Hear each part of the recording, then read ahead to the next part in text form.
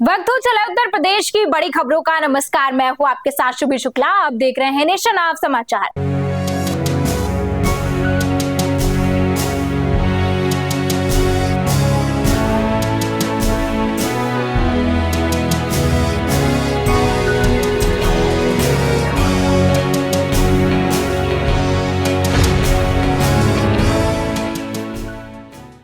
मैनपुरी में मामूली विवाद ने हिंसक रूप ले लिया, जहां दो पक्षों में जमकर मारपीट हुई। घटना में एक युवक गंभीर रूप से घायल हो गया। पीड़िता ने दबंगों पर धमकी देने का आरोप लगाया है। मारपीट का वीडियो सोशल मीडिया पर तेजी से वायरल होने के बाद पुलिस जांच में जुट गई है। देवरिया में आयोजित मोबाइल कोर्ट में दिव्यांगजनों से जुड़े 126 मामलों की सुनवाई की गई। मौके पर प्रमाण पत्र, आयुष्मान और राशन कार्ड से जुड़ी सेवाएं दी गई। साथ ही ट्राईसाइकिल, बैसाखी और श्रवण यंत्र जैसे सहायक उपकरण भी वितरित किए गए। यात्रियों की सुरक्षा को लेकर झांसी जीआरपी अलर्ट मोड में नजर आ रही है। रेलवे पुलिस अधीक्षक के निर्देश पर स्टेशन, प्लेटफॉर्म, ट्रेनों और पार्किंग क्षेत्रों में लगातार सघन चेकिंग और पैदल गश्त की जा रही है, ताकि किसी भी संदिग्ध गतिविधि पर नजर रखी जा सके। मैनपुरी में तेज रफ्तार ने 3 लोगों की जिंदगी छीन ली। अलग अलग सड़क हादसों में 3 लोगों की मौत हो गई, जबकि एक बच्चा घायल बताया जा रहा है। शादी समारोह से लौट रहे भाई बहन समेत एक बच्ची हादसे का शिकार हो गई। पुलिस मामले की जांच कर रही है। जवाहरलाल जी कहाँ के रहने वाले हैं? उमर यार। क्या मामला है? पोस्टमार्टम हाउस आए हैं आप? एक्सीडेंट हुआ। किसका एक्सीडेंट हुआ? कहाँ से कहाँ जा रहे थे? कौन थे ये लोग? ये हमारी बिटिया थी, लड़का। कहाँ जा रहे थे? कहाँ से आ रहे थे? जी रामपुरा से आ रहे थे और का नाम मासे उमर यार के लिए। एक्सीडेंट काहे से हुआ है? DCM। कितनी उम्र थी आपके बच्चों? क्या नाम थे उनके? मोनू करीब हुए 20 साल और संगीता हुए 30 साल की लगभग। कहाँ गए थे ये लोग? शादी में। शादी से लौट रहे थे। हाँ। इसमें कोई घायल भी हुआ है? खत्म ही हो गई। घायल कहाँ से? कोई बच्चा भी घायल हुआ है? हाँ, बच्चा घायल है। कितनी उम्र बच्चे की? बच्चे को 8-9 साल की। ठीक है।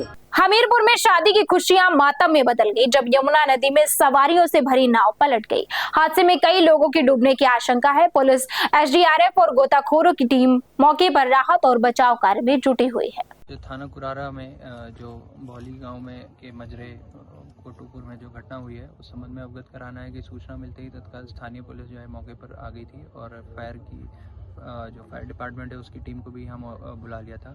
साथ ही साथ NDRF, SDRF और फ्लड PSC को भी मौके पर बुला लिया गया है। जो भी बचाव राहत के कार्य हैं वो तत्काल रूप से जो है सुचारू रूप से चल रहे हैं। 3 लोगों को रेस्क्यू कर लिया गया है, बाकी 6 लोगों की तलाश की जा रही है। जल्दी उनके बारे में भी जो भी वस्तुस्थिति है अवगत कराया जाएगा और बिना किसी अथक प्रयास के जो बचाव और राहत के कार्य हैं उनको जो है चलाया जाएगा और जो है जल्दी ही इसमें बचाव का काम किया जाएगा। औरैया में स्कूली वाहनों की सुरक्षा जांच को लेकर परिवहन विभाग ने बड़ा अभियान चलाया है। जांच में कई वाहनों की फिटनेस और परमिट समाप्त मिले हैं। बिना फिटनेस और बिना परमिट चल रहे वाहनों पर ब्लैकलिस्ट और पंजीयन निलंबन की कार्यवाही शुरू कर दी गई है।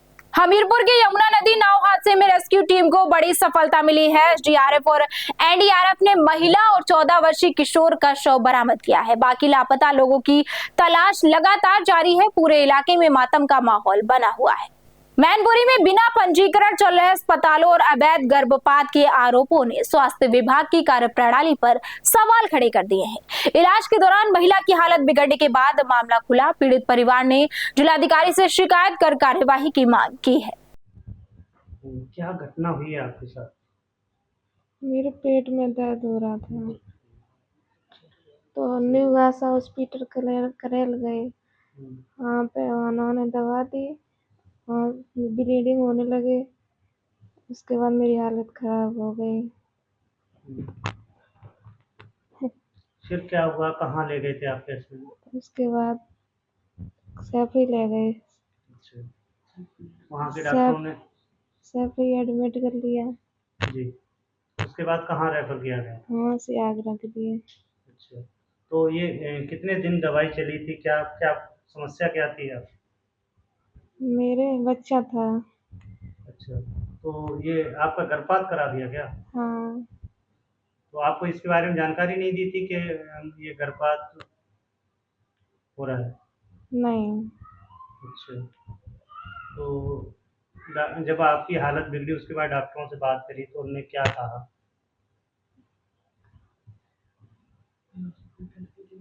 हॉस्पिटल के लिए बोला, मेरे पास पैसे नहीं थे। अच्छा, अतिरिक्त पैसे की मांग कर रहे थे। हम्म, तो आप क्या चाहती, कार्रवाई चाहती हैं? बिल्कुल। ठीक। हमीरपुर नाव हादसे के बाद राष्ट्रीय पिछड़ा वर्ग आयोग की अध्यक्ष साध्वी निरंजन ज्योति घटनास्थल पर पहुंची। उन्होंने मृतकों के परिजनों से मुलाकात कर दुख जताया और प्रशासन को राहत एवं मुआवजा प्रक्रिया तेजी से पूरी करने के निर्देश दिए हैं। अमेठी के दर्जनों गांव पिछले 10 दिनों से बिजली संकट झेल रहे हैं। आंधी तूफान में क्षतिग्रस्त हुई लाइनें अब तक दुरुस्त नहीं हो सकी। ग्रामीणों ने प्रदर्शन कर जल्द बिजली बहाली की मांग उठाई है। गर्मी में पेयजल संकट भी गहरा गया है।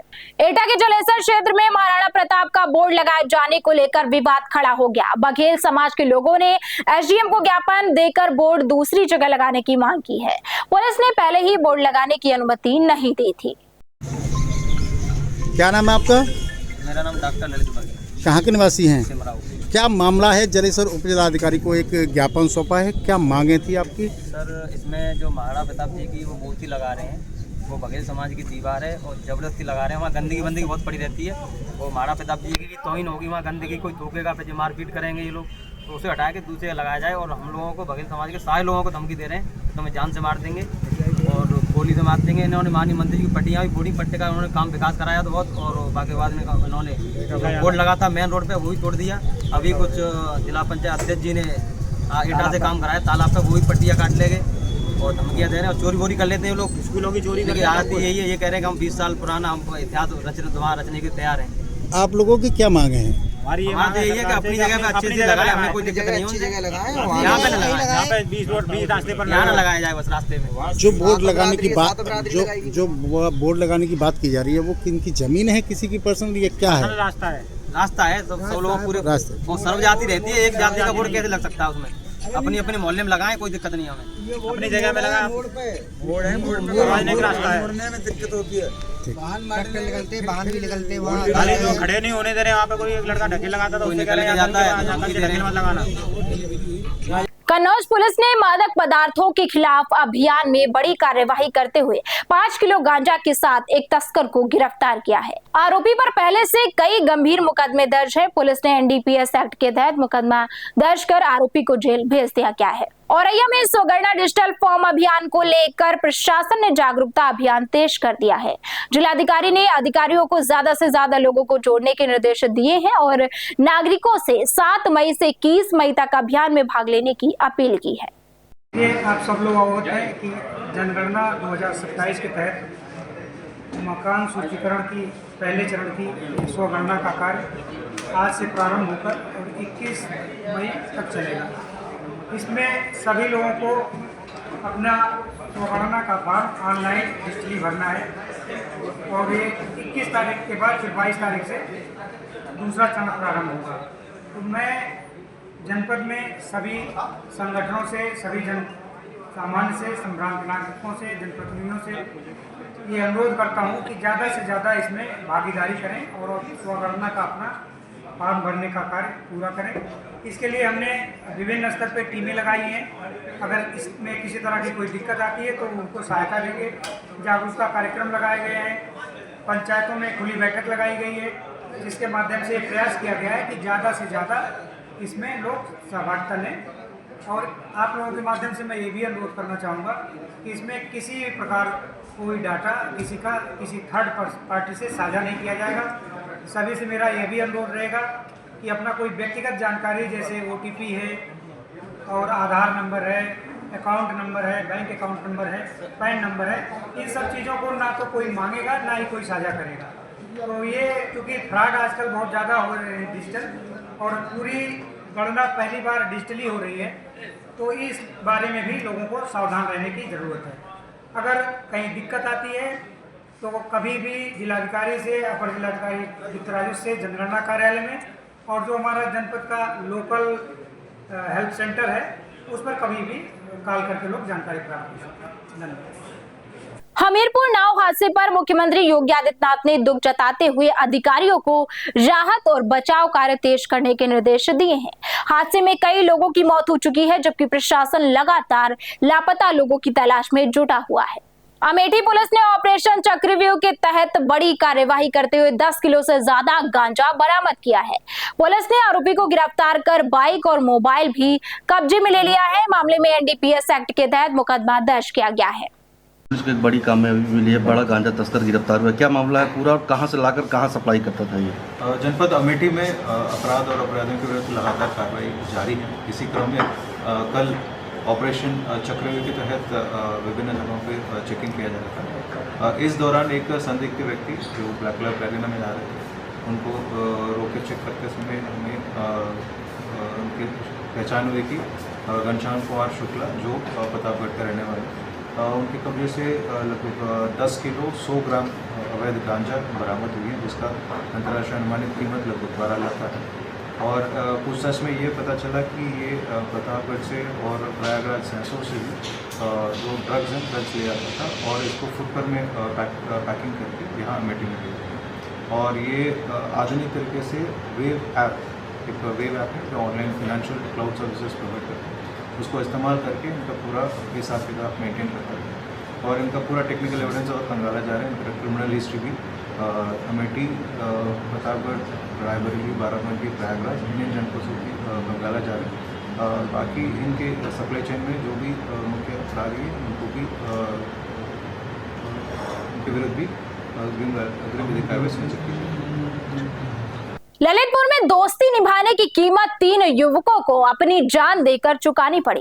राजघाट नहर में डूब रहे साथी को बचाने के प्रयास में 3 युवकों की मौत, जबकि एक युवक गंभीर हालत में अस्पताल में भर्ती है। सुल्तानपुर में तेज रफ्तार ट्रेलर ने बाइक सवार 2 युवकों को कुचल दिया, जिससे दोनों की मौके पर ही दर्दनाक मौत हो गई। हादसे के बाद चालक वाहन लेकर फरार हो गया। पुलिस ने शवों को पोस्टमार्टम भेजकर आरोपी की तलाश शुरू कर दी है। सीतापुर में सरकारी स्कूल के पास 4 हरे भरे नीम के पेड़ काटे जाने से ग्रामीणों में आक्रोश है। लोगों ने क्षेत्र में अवैध कटान का आरोप लगाते हुए वन विभाग की कार्यशैली पर सवाल उठाए हैं। मामले की जांच की मांग की जा रही है। महोबा में शातिर जालसाजों ने प्रधानमंत्री आवास योजना के तहत बने मकान को फर्जी दस्तावेज तैयार कर बेच दिया। महिला से 8 लाख रुपए की ठगी का मामला सामने आने के बाद पुलिस ने 3 नामजद समेत 4 आरोपियों के खिलाफ मुकदमा दर्ज किया है। मेरा नाम पुष्पेंद्र है और मैं पवा का रहने वाला हूँ। और बेसिकली अभी जो हम रह रहे थे, हम नोएडा में रह रहे थे और हमारा जो ये मकान है प्रधानमंत्री आवास योजना के तहत बना हुआ था, जिसमें हम पात्र थे। तो हमने प्रधानमंत्री आवास योजना में अप्लाई किया और हमारा प्रोसेस भी हुआ और हमने बनवाया भी, जिसमें 2 कमरे, लैट्रिन, बाथरूम, किचन बना हुआ था। इसके बाद क्या हुआ, हम क्या है ना, नोएडा में रहते हैं तो नोएडा में ही मजदूरी करते हैं, तो वहीं पर रह रहे थे। तो हमें पता चला कुछ समय बाद कि हमारे प्लॉट की रजिस्ट्री हो गई है और जिसमें हमारे प्लॉट के फर्जी दस्तावेज तैयार होके किसी नाम पे रजिस्ट्री हो गई। इसमें क्या कोई आपके पास में फोन आया था? इससे पहले क्या है ना कि हमारे पास डूडा विभाग के नाम से एक फ़ोन आया था, जिसमें कहा गया कि आपका जो प्लॉट था उसमें जो आपका 2,50,000 रुपये पैसा आया था, उसमें अमाउंट इंक्रीज हो गया है। 2,50,000 से 3,20,000 हो गया, जिसमें एक किस्त आपकी बाकी है, जिसमें 70,000 रुपये आपके अकाउंट में और क्रेडिट होंगे। तो इसके बिहाफ पे हमसे डॉक्यूमेंट मांगे गए, जिसमें हमारी पूरी रजिस्ट्री की फ़ोटो मांगी गई और साथ के साथ हमारे पिताजी का आधार कार्ड भी मांगा गया। तो ये उन्होंने अपना परिचय नहीं दिया, उन्होंने ये बताया कि मैं डूडा विभाग से बात कर रहा हूँ।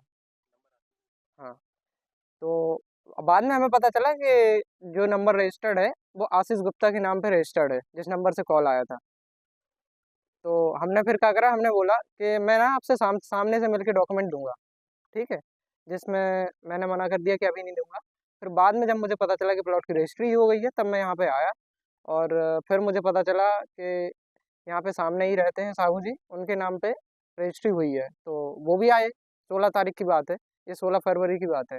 तो 16 तारीख को हम यहाँ पे सुबह आए थे, तो पता चला कि उनके नाम पर रजिस्ट्री है, लेकिन देखा तो उनके डॉक्यूमेंट में फर्जी थे, जिसमें हमारे पिताजी का ना कोई आधार कार्ड था, ना ही फ़ोटो मैच था, ना ही सिग्नेचर मैच था।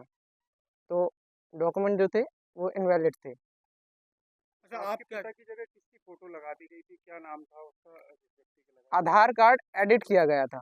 जो आधार कार्ड रजिस्ट्री में इनके में लगा हुआ है, वो आधार कार्ड उडई आधार की वेबसाइट में एग्जिस्ट ही नहीं करता। मतलब ऐसा कोई आधार नंबर जनरेट ही नहीं हुआ है जो आधार वहाँ पे लगा हुआ है। बाद में हमें अभी पता चला है कि आशीष गुप्ता जो वकील है हमारे सामने ही रहता है, हमारे प्लॉट के सामने ये मकान बना हुआ है। हाँ, तो इन्हीं ने ये सारा फ्रॉड रचित करके और साहू जी को फंसाया और उनसे पैसे भी ऐंठ लिए।